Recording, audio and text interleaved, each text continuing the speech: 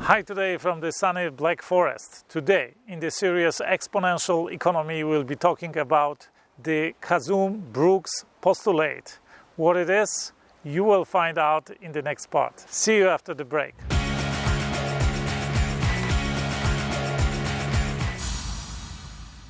Kazum-Brooks postulate. What is it? Before I explain it to you, I encourage you to subscribe to my newsletter because YouTube does not always notify you about the new videos, about maybe live events.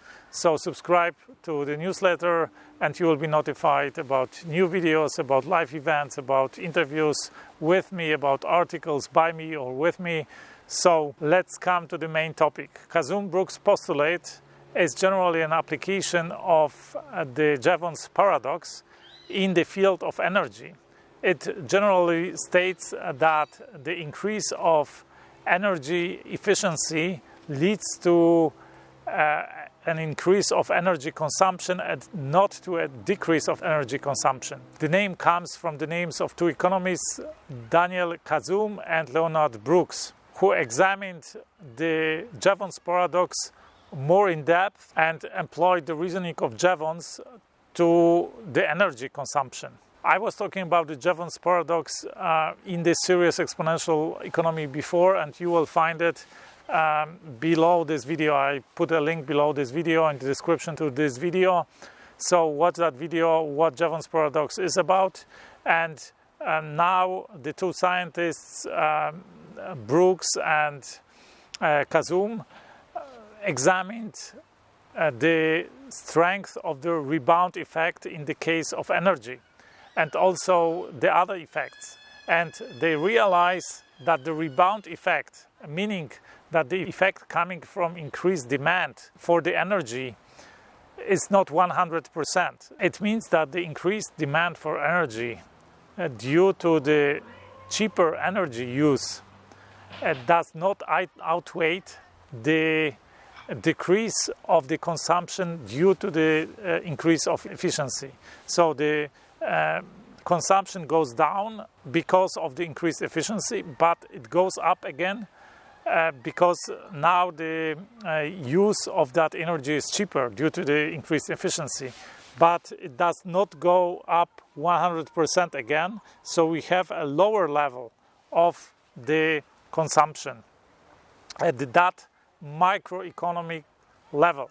But then we get the macroeconomic effects, and there are two of them. The first effect is that we have a better profitability both of the producer side and on the consumer side, and this leads to an economic growth, and economic growth of course causes more consumption in general and specifically more energy consumption.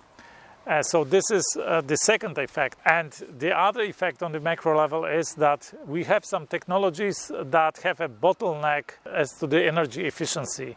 Because there is no energy efficiency, some technologies can't get employed or can't develop because they are either too expensive or maybe they are not viable, right? But if we get an increase in energy efficiency, these technologies may actually develop, and then they are like dependent technologies that wait for these technologies to develop, and then these technologies can develop again, right? I mean, it has a multiplier effect on other technologies, a kind of a cascading effect.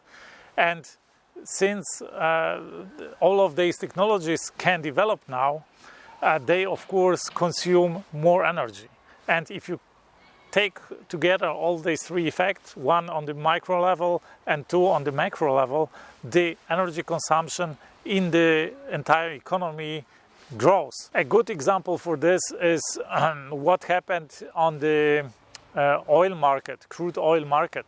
In 1970s, we had two oil shocks in 1973 and 1979, where the price of oil went up and it forced some improvements in efficiency of car engines or combustion engines. These improvements in energy efficiency were necessary to somehow limit the cost of driving a car. But instead of limiting the overall consumption, they actually led to increase in the fuel consumption, as we know, and after 30 years we have the highest consumption of crude oil in history. If you consume less fuel per mile or per kilometer to drive a car, you will drive more. Your use of that car will get higher, and then people will also prefer to use their own cars instead of public transport. So that means that more cars will be bought and this will drive the consumption again. Since it is cheap to drive a car, new services based on cars appear, and more maybe products based on that, like taxi, like maybe Uber, as we know, and of course other technologies develop based on cars. Like, for example, transportation cost goes down, and this allows, for example, the business model of Amazon, right? So paradoxically, the increased energy efficiency leads to an increased energy consumption. This is what Kazum-Brooks postulate proves, and that's what it all is about. I hope you could learn something from that video. If yes, give me a thumb up. If not, of course, thumb down. Subscribe to my channel, and first of all, subscribe to my newsletter below this video. You will get notified about new videos, about live events, about articles with me, about interviews with me. So share this video with your loved ones, with your friends. I talk here a lot about economy, about money, about doing great, impossible things in your life and business. I talk here about the best entrepreneurs in our world today, about the self-made billionaires, how they think and act. So if you like this video, you will certainly like my other videos. I invite you to watch them. That's it for today. I wish you a fantastic day. Let's do something extraordinary today.